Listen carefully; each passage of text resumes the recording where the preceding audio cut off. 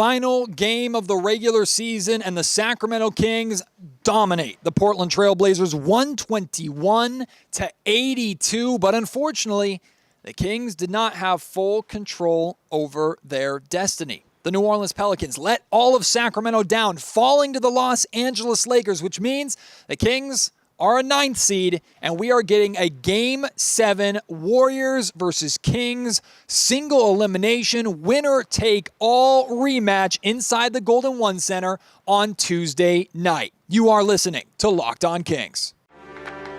You are Locked On Kings, your daily Sacramento Kings podcast, part of the Locked On Podcast Network, your team every day. And now, ladies and gentlemen, it is that time for another episode of Locked On Kings.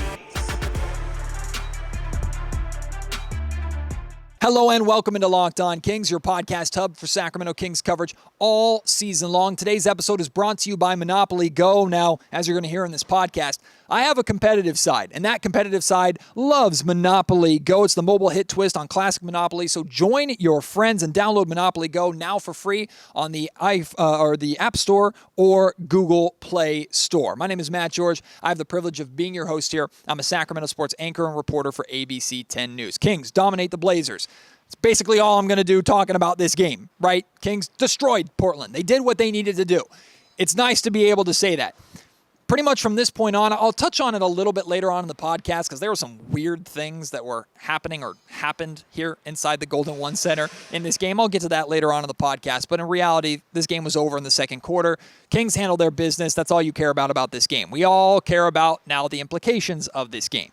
We all care about the play-in tournament, the Kings and Warriors on Tuesday night. Before we get to that, though, man, New Orleans Pelicans, y'all have been the biggest of thorns in the Kings' side all season long. You beat the Kings 5 times in the same season, and yet none of that is as bad as you screwing over the Kings and yourselves by getting dominated by the Lakers in Game 82 on your home floor. The Kings, just when they needed something from you, you couldn't get the job done. And it kills the Pelicans just as much as it kills the Kings because the Pelicans were sitting pretty in the 6th seed in a guaranteed playoff spot.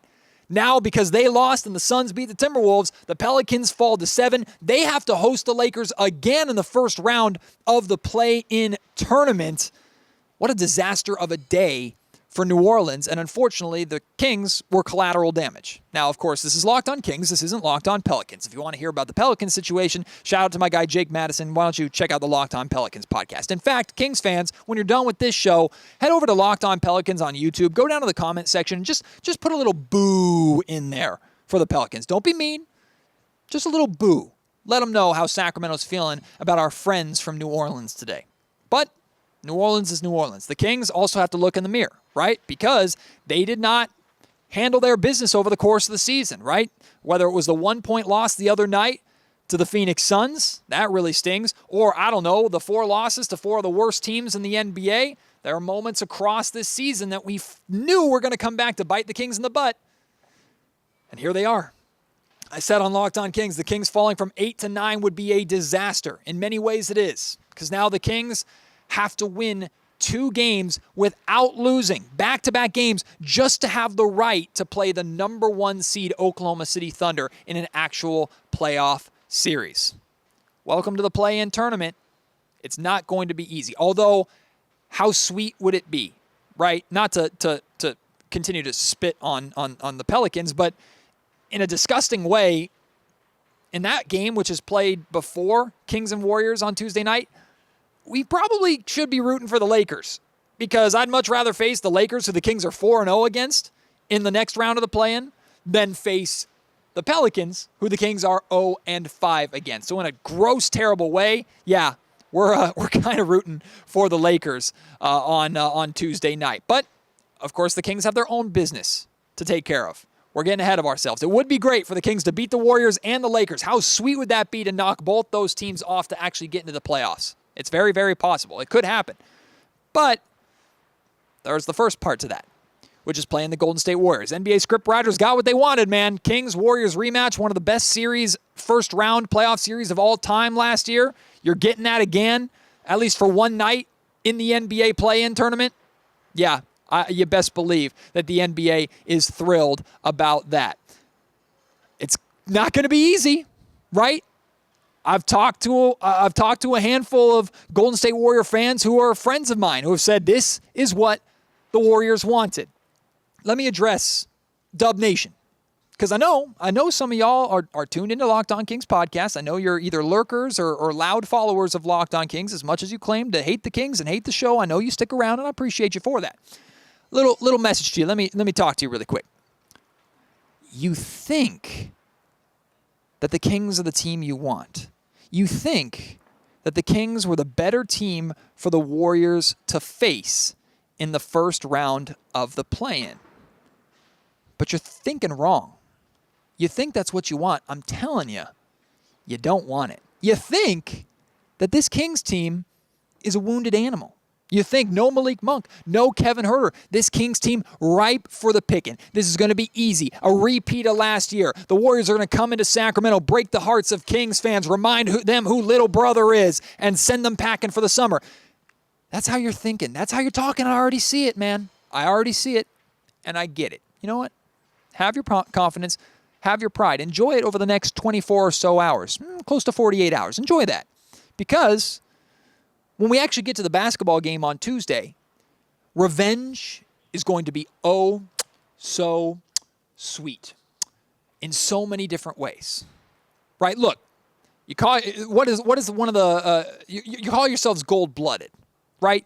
Well, we're going to see if you really bleed gold when the Kings cut you down to size on Tuesday night. What's the other saying? What was one of the slogans for this year is make them look, right? Make them look. Make who look?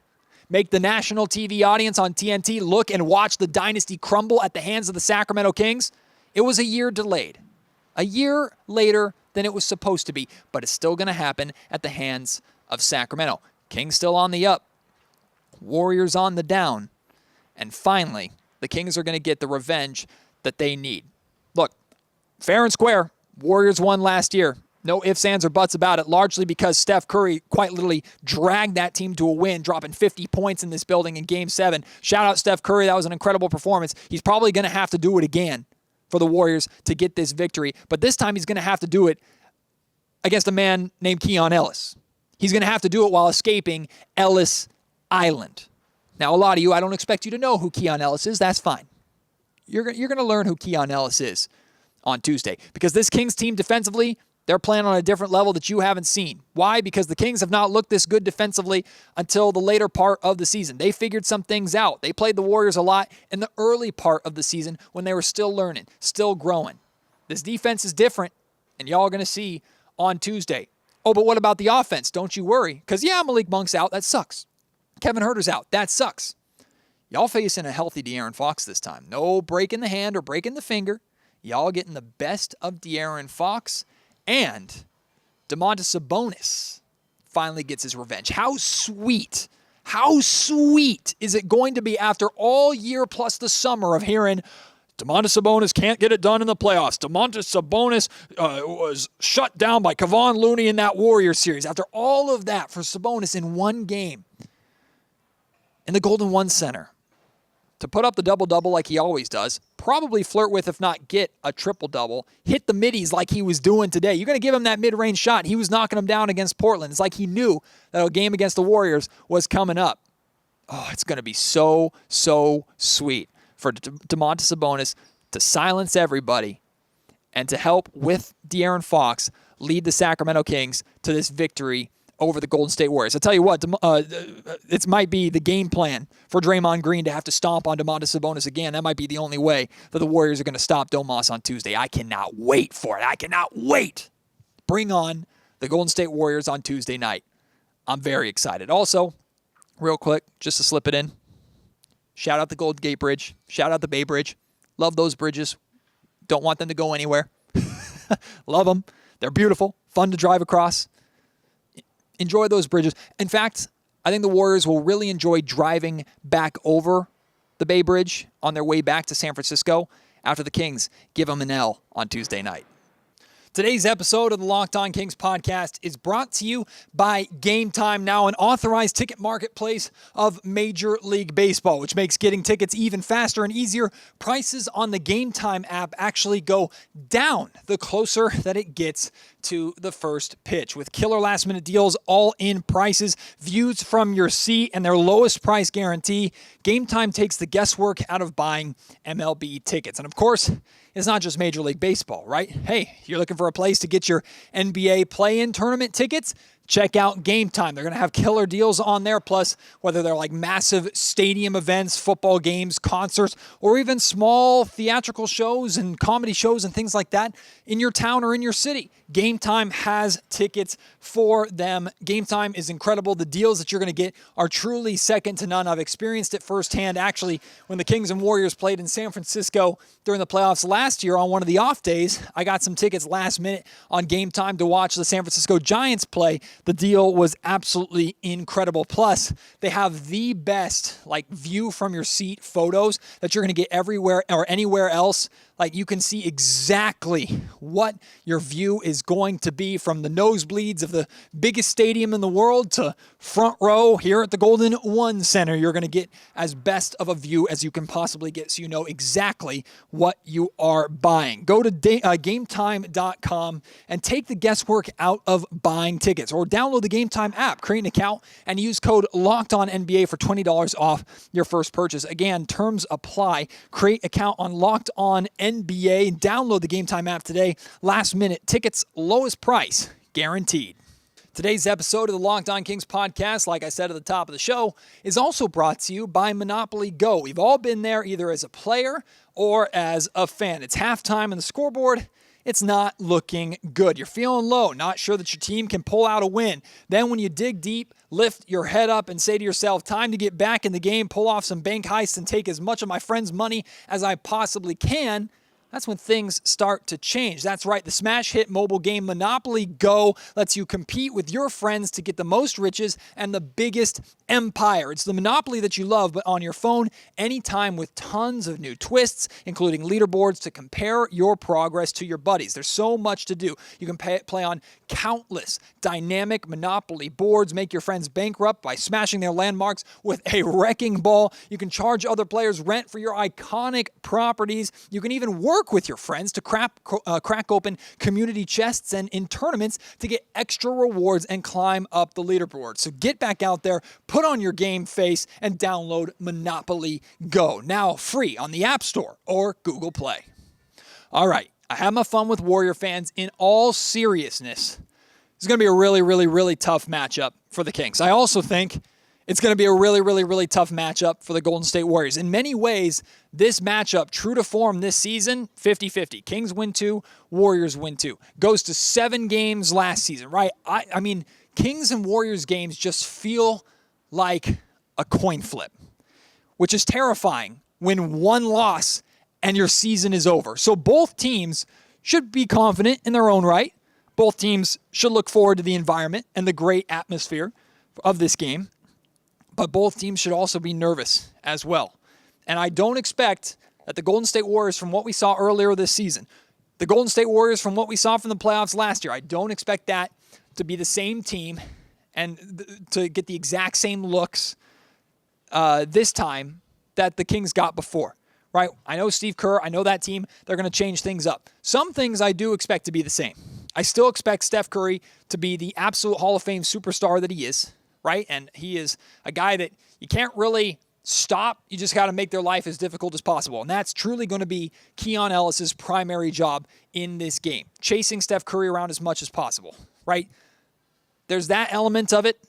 I think there's elements, too, of the Kings are going to have to prove, specifically Domantas Sabonis, is going to have to prove that he can beat the Warriors' game plan, because there's no reason for Steve Kerr not to have the same game plan defensively of how to slow down the Kings by slowing down Domas. It's the game plan in some ways that every team has been using against the Kings. Muddy up the paint, make life as difficult as possible for Domas around the rim, try and cut off the passing lanes. Domas has to prove that he can beat that. The Kings have to prove that they can beat that. I expect Sacramento's defense to be better, but the key in this game is offense. The defense definitely on both sides I expect to be solid. I do. It's just big games. The Warriors typically clamp down on the defensive end. They've been playing great basketball overall as of late. Sacramento defensively, they've figured things out almost to a point where their defense has been at times, a lot of the time down the stretch, more reliable than their offense has been. But you think back to the playoff series, you think back to the struggles of the Kings recently, it's all on the offensive end, right? Can the Kings hit shots? If the Kings are knocking down their outside shots, they're in a great position to win. But if the Kings are struggling and shooting in the low 30s or below that from the three-point line, it's going to be tough even with the defense playing at the level that we know they're capable of. Of course, on the other side, too, the Warriors could catch fire from three-point range. Klay Thompson can get going in addition to Steph Curry. Andrew Wiggins, who struggled this season, has been a Kings killer throughout his career, right? So what is the supporting cast going to do? Are the Kings going to get more out of Harrison Barnes? Is Keegan Murray going to step up and be ready to go and make an impact? The guys off the bench, right? Davion Mitchell, who's been playing so well, what kind of impact can he have on both the offensive and defensive end? Will Trey Lyles come in and knock down shots? Can Alex Len hold down the minutes when Domantas Sabonis is out, whether it's for a rest or because he's in foul trouble? There's just so much of this matchup to unpack because even the slightest advantage can be the difference in a game between two teams that are so evenly matched. If the Kings were 100% healthy, I'd have a ton of confidence in Sacramento's ability in this one game. There would always be nerves. They should be nerves from the Kings fan perspective. You got to prove that you can beat this Warriors team. This Warriors team that in many ways has had your number. This Warriors team that, I know I just had my fun with Warrior fans there, but the Warriors should be bringing a crap load of confidence with them into this game based off of the way that they've been playing and based off of last year's results plus the injuries to the Kings, right? So Sacramento has to be prepared to be at home, be the overall better team, at least statistically this season, but still be in a position as to where they're the underdogs with the chip on their shoulder. They have a lot to prove in this game. The Warriors do as well. The dynasty coming to an end is still a very real narrative, right? So the last thing they want is to be eliminated and not even make the playoffs. But the Kings have to prove that they can finally exercise this demon, that they can finally get past this Golden State Warriors group that has loomed over them like a shadow for the last year. Tuesday's going to be crazy. Tuesday's going to be emotional. I cannot wait for it. Let's talk about today a little bit, right? Kings dominate the Portland Trailblazers. A couple things to talk about. Number one is, what's his name? I dropped my paper here, so let me go grab it. My guy, Delano Banton. I guess respect to Banton of the Trailblazers. 0 of 15 from three-point range tonight. That's not a made-up number. 0 of 15 from three. And how did his night end? He got himself ejected for a flagrant 2, just shoulder tackling Colby Jones in the closing minutes of this game. I mean, hey, if I'm going 0 of 15 from three-point range in a game, too, I might as well go out on my own sword and get tossed. I think a lot of players would kind of understand the frustration after that kind of game. Thankfully, he didn't injure Colby Jones or anything like that. But good luck in your future, Banton, and I hope you can work on your three-point jump shot this summer. Chris Murray, the twin brother of Keegan Murray, 17 rebounds in this game. Okay, Chris, I see you. Apparently, Chris was talking you-know-what to Keegan at one point in this game when they were at the free throw line, and Keegan got caught smiling, and Keegan was asked about it after the game, and Keegan just said he was just being annoying, which is classic Keegan fashion. But shout out Chris Murray for the great day that he had on the boards, I guess. Also, he had 18 rebounds, not 17, 18, which is crazy. And then maybe the weirdest thing of it all, game 82, right? Kings fighting for a better play-in spot. Portland Trailblazers, their season's been done for a long time. They're not playing anybody of real worth or value. So many over the course of this year, so many better, more marquee, big games for celebrities to appear at. Jason Derulo was here. What?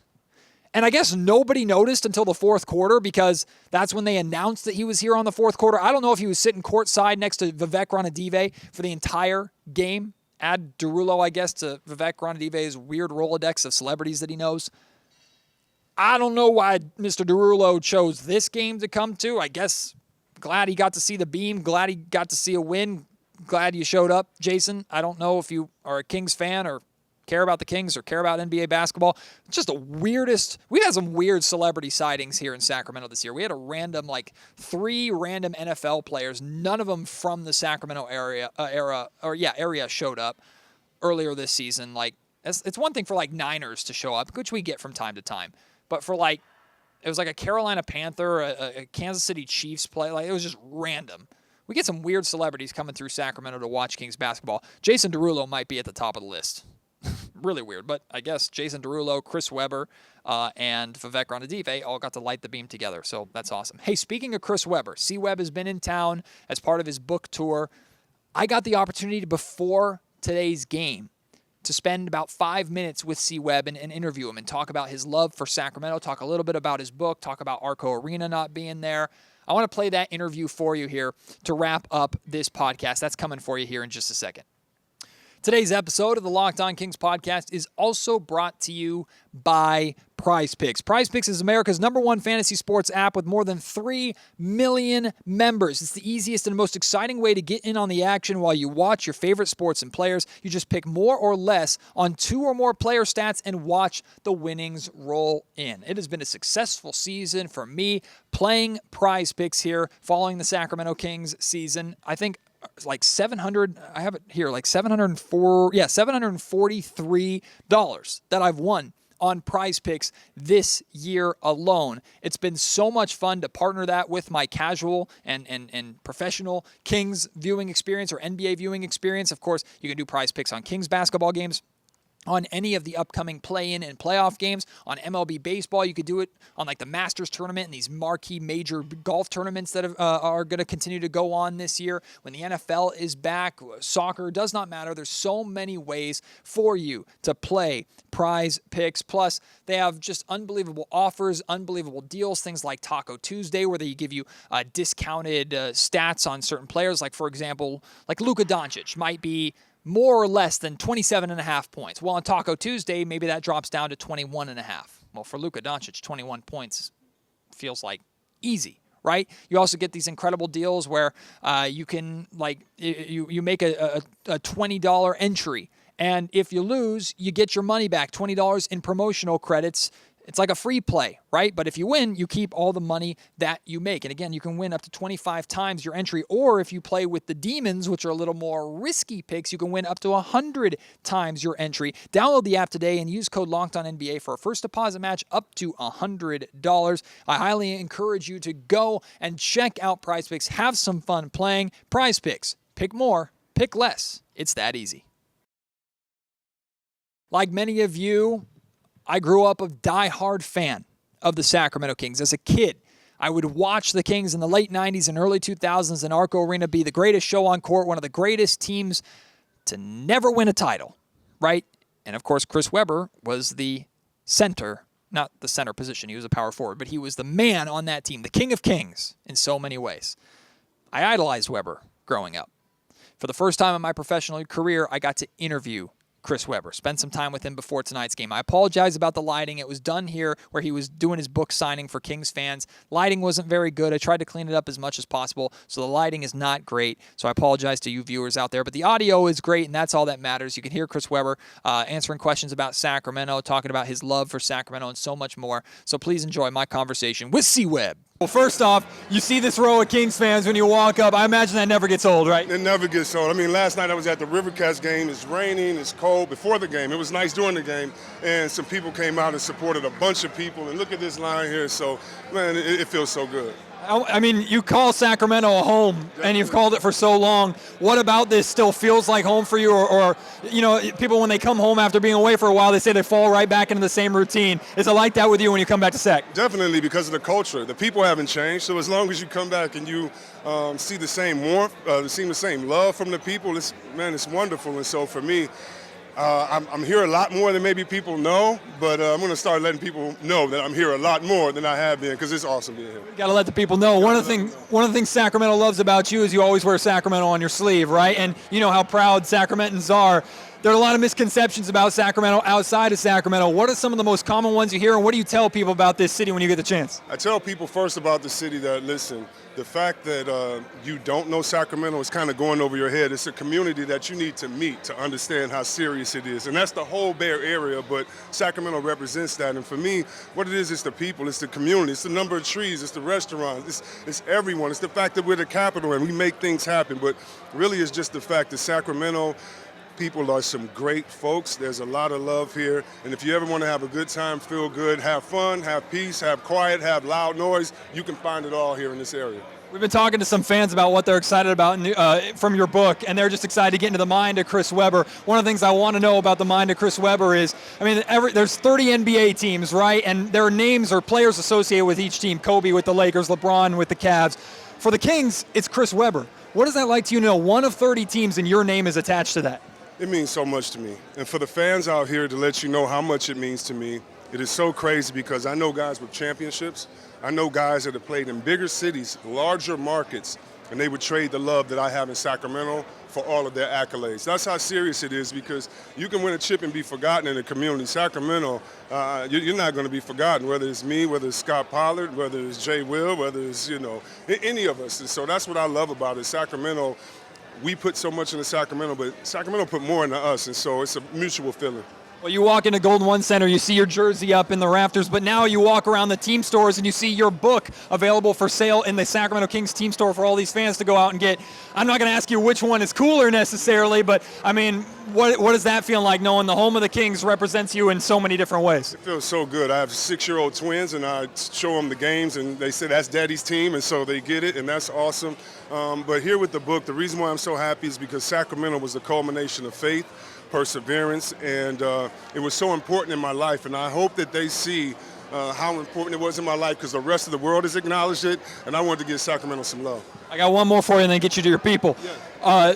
The expectations of what you want people to take away from the book, or when you were starting this, it's taking a risk, putting yourself on paper like that, right? What did you want people to see, or what did you want people to understand, or do you want to almost step back and just let them draw their own conclusions from your work? Oh, that's a great question. I think I started so that people would see my mentality and how your home life affects what you do at your job, whether you're a basketball player, a reporter. Our families matter, our friends matter, but I think I want people to take out of it the strength is in them. That you have it within you. You can share your story, you can figure it out. The road may be tough, but the answers are inside of you, and hopefully you have wonderful people around you that pour into your life, and sometimes when you don't, it's going to be lonely, but the answer's in you, and when you know that, and when you have that, you can still be anxious, you can still be ready to go, but you have a little bit of a patience that allows you to make decisions the right way and not just grasp from anywhere else. So the answer is inside of everyone. You can find that strength, you can find that love inside of yourself and share it with others. Selfishly, C-Webb, I'm going to sneak in one more really quick. I was at the site of Arco Arena the other day in the old practice facility, which is now the Stockton Kings facility. You and your boys did a lot of work in there, but that building's not there anymore. I'm at the steps looking up, and there's no building there. I know that was a home for you for so long. You ever just look at the skyline and remember what that building was? When I got into Sacramento, we drove by there. So, yeah, it's a special place. It holds a lot of great memories, and I love this arena, don't get me wrong, and I love the fact that was the start of it all. Shout out Webber, that was such a treat for me. Well, now we get ready for Kings and Warriors again. On tomorrow's Locked On Kings podcast, I'll do a sit-down crossover episode with Cyrus from the Locked On Warriors podcast. I'm sure there'll be a little bit of trash talking and some fun over there, so make sure you tune in and check that out. And then, of course, Tuesday night here inside the Golden One Center, 7 o'clock, Kings, Warriors again. God, I hope that we're having a happy, positive Locked On Kings episode and that the season doesn't come to an end on Tuesday night. But regardless, no matter what happens, of course, you can join me on the Locked On Kings podcast. I can't wait to see you. Until then, my name is Matt George. Shout out Warrior fans. It's fun to have fun with you. I know we go back and forth, but I hope you can enjoy the banter and we can enjoy this great basketball together, because all of us as basketball fans and viewers win even if our team doesn't, because these two teams playing is always fireworks and always a lot of fun. So Let's enjoy Tuesday together. I'll talk to you on the next episode of Locked On Kings. Until then, my name is Matt George. You've been listening to the Locked On Kings podcast, part of the Locked On Podcast Network.